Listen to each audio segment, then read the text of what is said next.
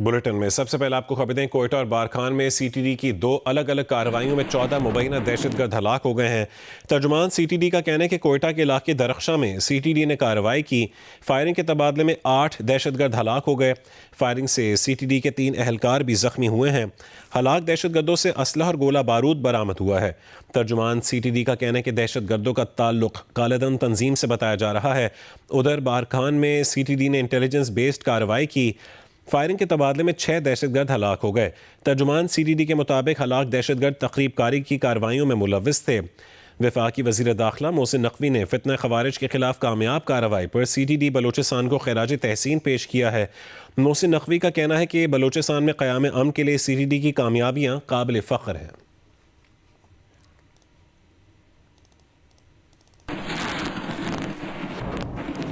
DI Khan में York interchange के करीब दहशतगर्दों ने कस्टम ऑफिस और थाने पर हमला किया है।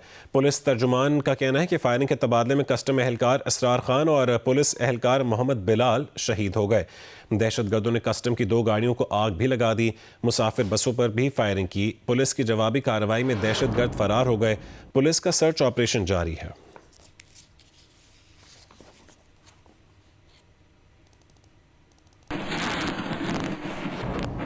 पेशावर हाई कोर्ट में सड़कों की बंदिश के खिलाफ दरखास्त पर समाअत हुई है। Additional attorney general, advocate general और पुलिस हुक्काम अदालत में पेश हो गए हैं।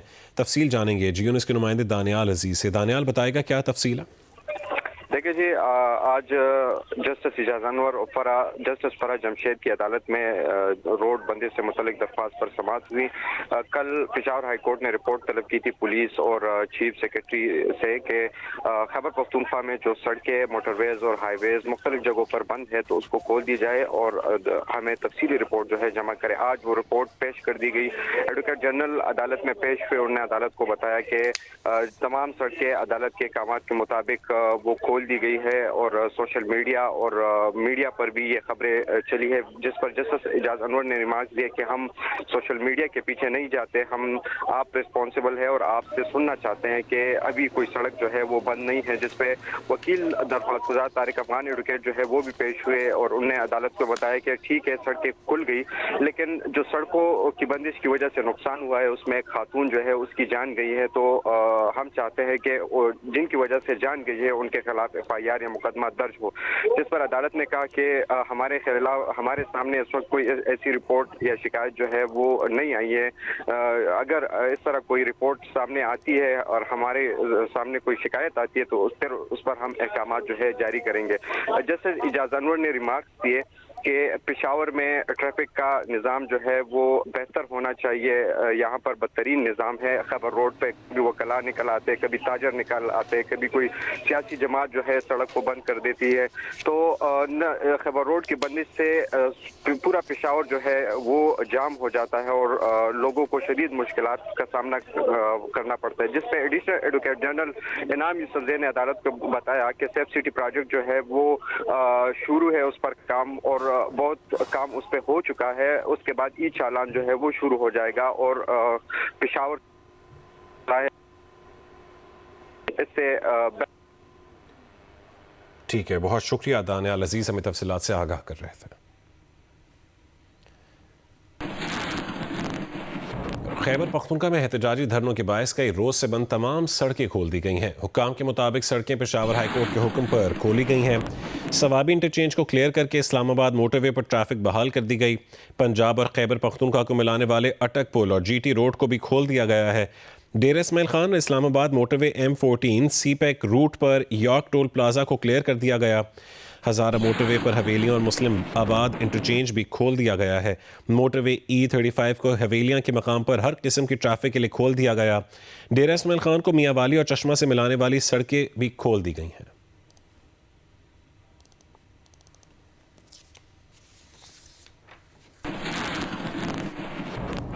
और रमज़ान का चांद देखने के लिए मरकज़ी रूयत हिलाल कमेटी का इजलास आज पेशावर में होगा। इजलास की सदारत चेयरमैन मरकज़ी रूयत हिलाल कमेटी मौलाना सैयद अब्दुल खबीर आज़ाद करेंगे। जोनल रूयत हिलाल कमेटियों के इजलास लाहौर, कराची, कोयटा और इस्लामाबाद में भी मुनक़्क़िद होंगे। चेयरमैन रूयत हिलाल कमेटी का कहना है कि कुछ साल से मुल्क भर में एक ही रोज़ा रखने का ऐलान हो रहा है। इंशाअल्लाह इस साल भी मुल्क भर में पहला रोज़ा एक साथ ही रखा जाएगा।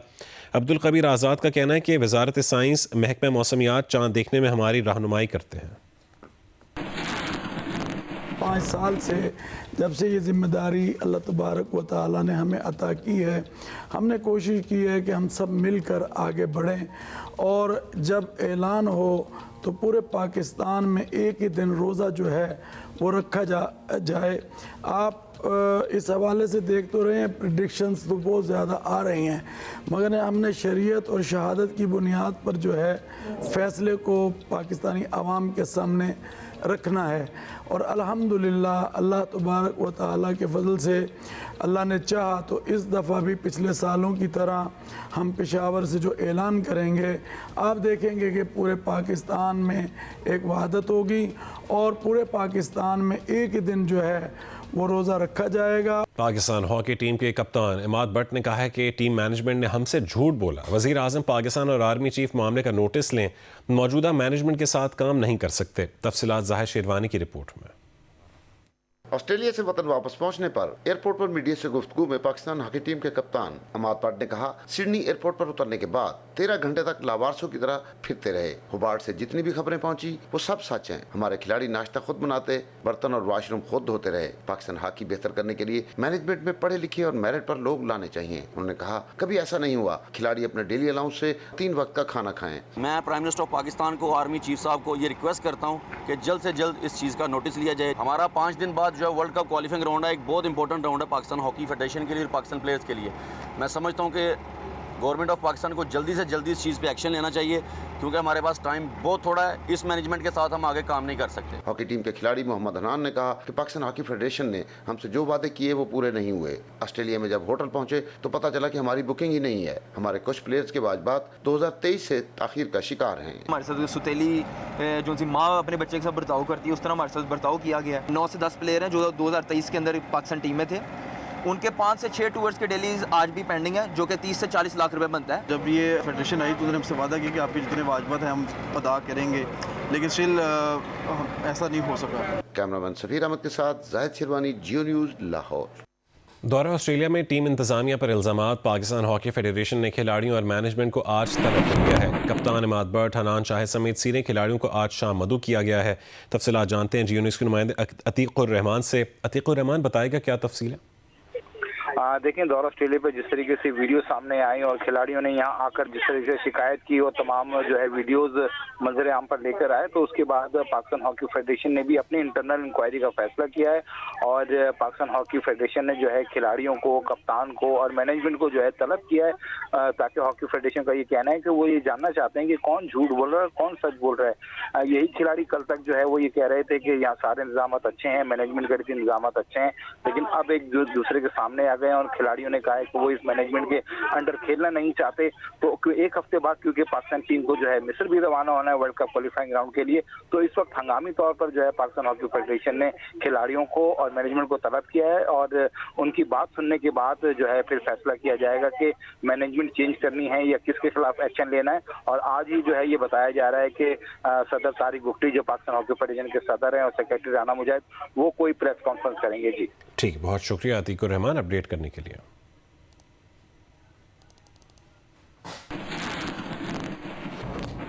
ICC T20 वर्ल्ड कप में पाकिस्तान आज अपना अहम मैच नामीबिया के खिलाफ खेलेगा। पाकिस्तान को सुपर 8 मरहले तक रसाई के लिए 1 पॉइंट दरकार है।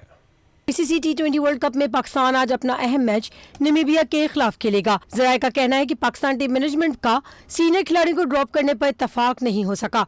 कप्तान और हेड कोच माइक हैसन ने बाबर आजम, शाहीन आफरीदी और शादाब खान को खिलाने पर जोर दिया है। साहबजादा फरहान की जगह फखर जमान को बतौर ओपनर, अबरार अहमद की जगह नसीम शाह को स्क्वाड में शामिल किए जाने का इम्कान जाहिर किया जा रहा है, जबकि ख्वाजा नाफे को भी मौका दिए जाने की तजवीज़ है। मकामी महकमा मौसमियात के मुताबिक कोलंबो में आज बारिश का इम्कान है। मैच जीतने या बारिश की सूरत में पाकिस्तान सुपर 8 की मरहले में जगह बना लेगा। पाकिस्तान और नामीबिया के दरमियान मैच दोपहर 2:30 बजे शुरू होगा। पाकिस्तान और नामीबिया के दरमियान आखिरी ग्रुप मैच आज दोपहर खेला जाएगा। कोलंबो के मौसम और टीम से मुतालिक तफसीलात बताएंगे सोहेल इमरान। ये पाकिस्तान क्रिकेट टीम अपना ग्रुप का आखिरी और अहम मैच आज सिन्हाली स्पोर्ट्स क्लब में नामीबिया के खिलाफ खेल रही है। जो महकमा मौसमियात यहाँ का है उसकी प्रेडिक्शन के मुताबिक दोपहर के औकात में यहाँ पर बारिश का इम्कान जाहिर किया गया है। कदरे कम बारिश थी सुबह के औकात में, वो तो बिल्कुल नहीं हुई। दोपहर के औकात में थोड़ी सी ज़्यादा बारिश है, 60 से 70% शो की गई है। लेकिन जिस तरह के कंडीशंस इस वक्त लग रही हैं, ओवरकास्ट कंडीशन तो डेफिनेटली हैं ही हैं, लेकिन अभी तक बारिश नहीं हुई है, बादल ज़रूर छाए हुए हैं। पाकिस्तान टीम के तब्दीलियों के हवाले से कल रात तक तो बातचीत का सिलसिला जारी रहा था, लेकिन क्योंकि कंडीशंस को मॉनिटर किया जाना है, पहले हतमी 11 को जो तश्कील दी जानी है उसके लिए, और यहाँ पर ग्राउंड में आकर इम्कान है कि पाकिस्तान टीम अपनी हतमी 11 को कर लेगी, उसका फैसला कर लेगी, और उसके बाद फिर पाकिस्तान अपना एक अहम मैच नमीबिया के खिलाफ यहाँ पर खेलेगी। बारिश होने की सूरत में भी दोनों टीमों को एक एक पॉइंट मिलेगा और पाकिस्तान सुपर 8 मरहले के लिए क्वालिफाई कर जाएगी। जबकि मैच मुकम्मल होता है, पूरा होता है, तो उसमें पाकिस्तान टीम को अगले मरहले में पहुंचने के लिए हर सूरत में यहाँ पर जीत दरकार है। वज़ीर आला सिंध मुराद अली शाह की ज़ेर सदारत public private partnership policy board का इजलास हुआ है। इजलास में तालीम, ट्रांसपोर्ट और सयाहत के कई मनसूबों की मंजूरी दी गई। सिंध भर में HTV और LTV ड्राइवर ट्रेनिंग स्कूल कायम करने का भी फैसला किया गया। इजलास में फैसला किया गया कि प्री लाइसेंस ड्राइविंग ट्रेनिंग लाजमी होगी, बग़ैर तरबियत लाइसेंस जारी नहीं होगा। मुराद अली शाह का कहना है कि नौजवानों को आलमी मयार की तरबियत देकर बैरून मुल्क रोज़गार के मौक़े फराहम करेंगे। वज़ीर आला ने हिदायत दी कि मार्बल सिटी कराची मंसूबे पर काम तेज़ किया जाए। उनका कहना था कि ताख़ीर बर्दाश्त नहीं होगी। मज़ीद कहा कि सरकारी स्कूलों में तालीम का मयार बेहतर बनाना हमारी तरजीह है। इजलास में माहौलियाती सयाहत और जंगलात के तहफ़्फ़ुज़ के मंसूबों की भी मंजूरी दी गई।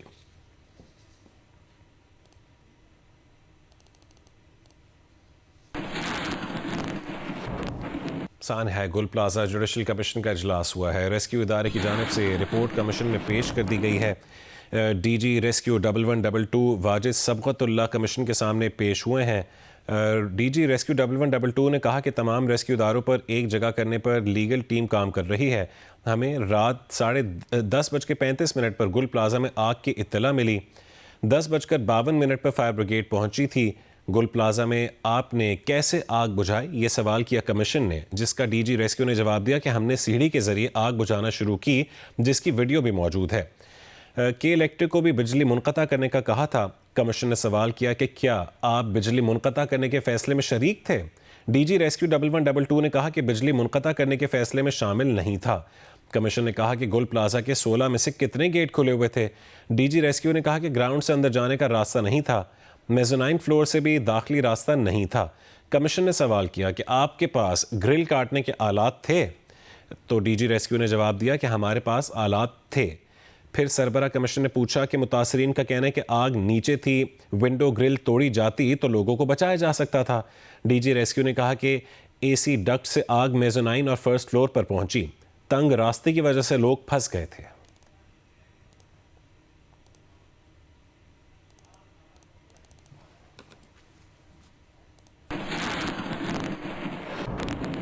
दुनिया फॉसिल फ्यूल से काबिल तजदीद तवानाई की जानिब बढ़ रही है, जिसे मुनसिफाना तवानाई कहा जाता है, यानी ऐसी मुंतकली जिसमें कोई कम्यूनिटी पीछे ना रह जाए। मगर ठट्टा का इलाका झंपीर चराग तले अंधेरे की जीती जागती मिसाल है। यहाँ कायम 36 IPPs मकामी आबादी के साथ समाजी इंसाफ को नज़रअंदाज कर रहे हैं। उनीबा जमी शाह की रिपोर्ट देखिए। झिम्पीर पाकिस्तान के सबसे अहम विंड कॉरिडोर्स में से एक है, जहां तकरीबन 36 से ज़ायद IPPs मुसलसल तेज़ हवा से बिजली पैदा करके मुल्क की तवानाई में नुमायां हिस्सा डाल रहे हैं। ये वो गांव है जहां की हवा रोशनी बनाती है, लेकिन यहाँ बसने वाले अंधेरे में रहते हैं। यहाँ फलकबोस विंड टर्बाइंस तो हैं जो दिन रात घूमती हैं और मुल्क भर को रोशनी देती हैं, लेकिन इन्हीं के साए तले बसने वाले गाँव सूरज ढलते ही अंधेरे में डूब जाते हैं। झिम्पीर में तकरीबन 15 से ज़ायद गांव हैं जो ये महरूमी तकरीबन 19 साल से झेल रहे हैं। बिजली है, ऐसा खंबा दूर दूर बैठा है पर नहीं दे रहा नहीं है।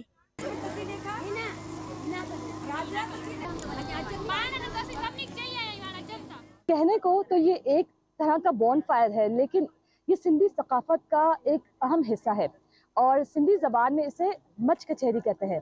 ये एक तरह का समाजी इज्तिमा होता है जिसमें लोग मिल बैठकर जो कम्युनिटी को मसाइल दरपेश होते हैं उस पर बातचीत करते हैं, उसका हल निकालते हैं।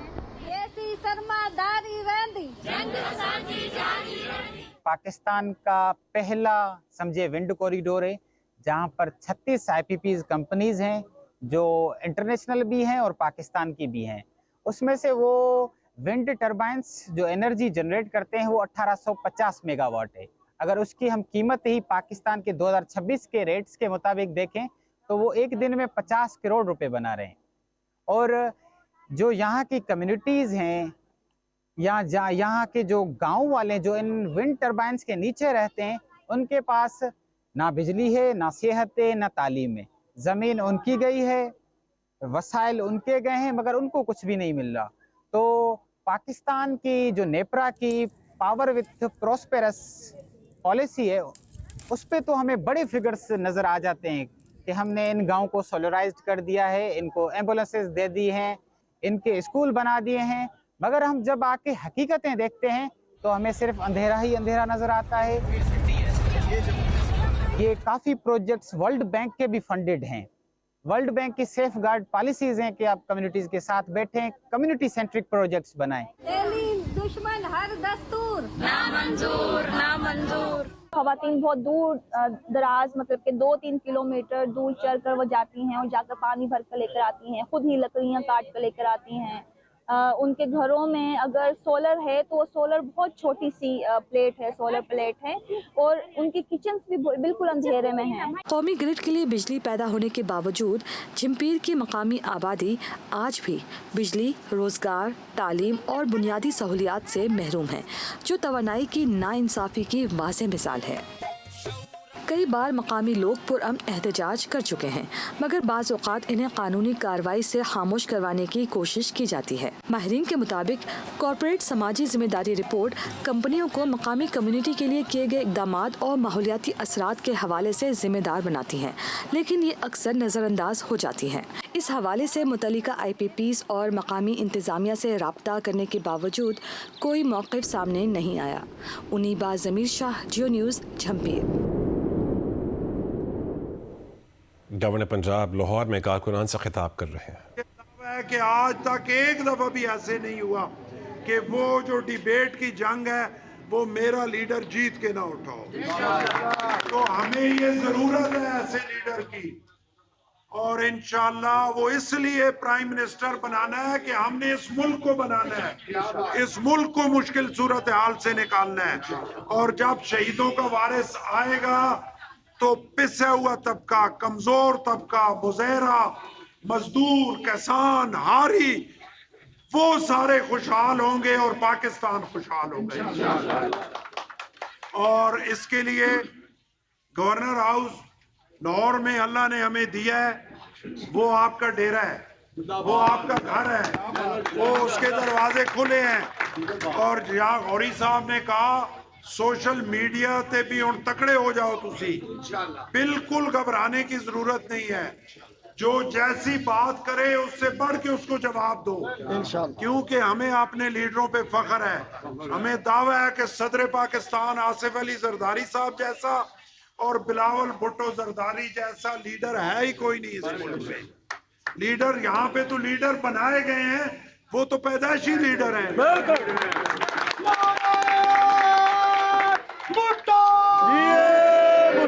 और तकड़े होके सोशल मीडिया पे जवाब दें। किसी ने ये नहीं समझना कि आप अकेले हैं। आपको कांटा भी चुभेगा, उसका दर्द मैं गवर्नर हाउस में महसूस करूंगा। और मेरे होते हुए पाकिस्तान पीपल्स पार्टी के वर्कर के बाल की तरफ भी कोई नहीं देख सकता। किसी के साथ हमने ज्यादती करनी नहीं है और किसी की जुर्रत नहीं है कि हमारे वर्कर्स के साथ ज्यादती करें। गवर्नर पंजाब सरदार सलीम हैदर लाहौर में कारकुनान से खिताब कर रहे हैं।